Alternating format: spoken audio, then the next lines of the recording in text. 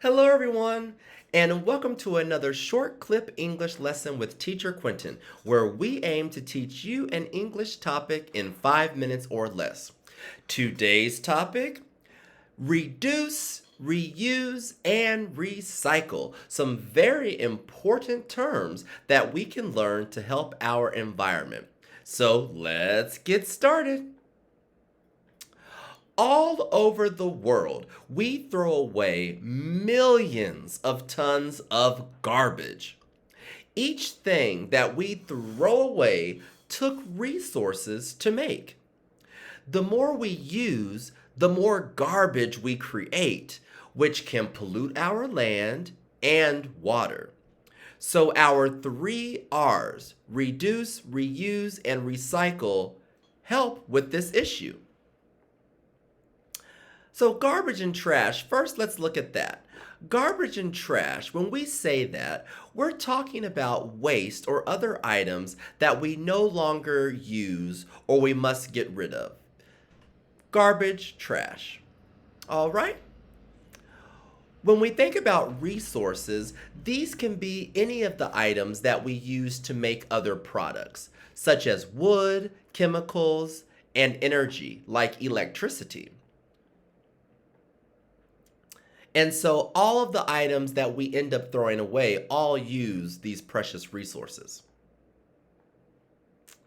Pollution. Now, pollution, like here we have air pollution, but we must not also forget water pollution and land pollution, which our garbage, if not properly disposed of, can create all types of pollution, which are harmful for our environment. And lastly, landfill. Now, when we throw away our garbage, if it's not properly recycled, most of it ends up in a place like this, a landfill, a place where all of the garbage is disposed of, and so that it can biodegrade and hopefully eventually seep back into the ground. So, what can we do? We can use the three R's: reduce, reuse, and recycle. Let's begin with reduce. When we reduce, that means that we cut down on the amount of trash that we make. We reduce by using things that we buy completely before throwing them away. So, a very good example of reducing is like when we use a piece of paper out of a notebook. Instead of just using one side of the page, we could use both sides of the page, the front and the back, which would help us reduce the amount of paper that we use. Another example of reducing is when you leave the room, we turn off the light. This reduces the amount of electricity we use. One more example would be like when you're brushing your teeth at night or in the morning when you wake up, we turn off the water on the faucet so that we don't waste water while we're brushing our teeth. These are all good ways that we can reduce, and so it's one of our first R's. Next, we have reuse. Reuse. Now, when we reuse, this means things like using containers or packaging that can be washed or cleaned and then used again.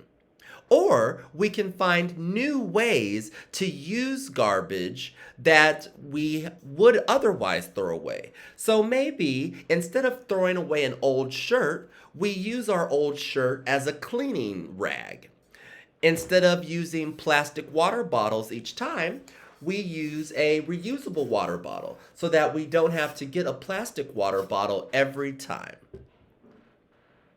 Now, finally, our last of the three R's is recycling. Recycling. So, recycling is taking used materials and waste and then turning them into something new, with another new useful product. So, recycling waste into new products reduces the materials needed to make new products, and also it reduces the amount of trash we throw into the landfill.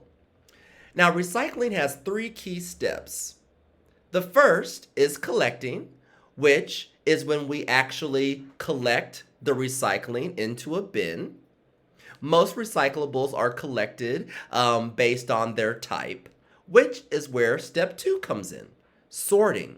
So we sort our recyclables into different categories, usually paper, plastic, glass, and aluminum or metal.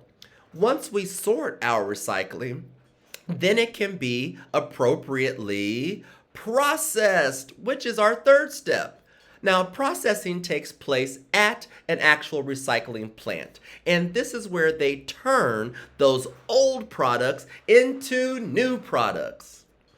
All right, class, so those are our 3 R's: reduce, reuse, and recycling. I hope that you learned a lot today. Bye bye.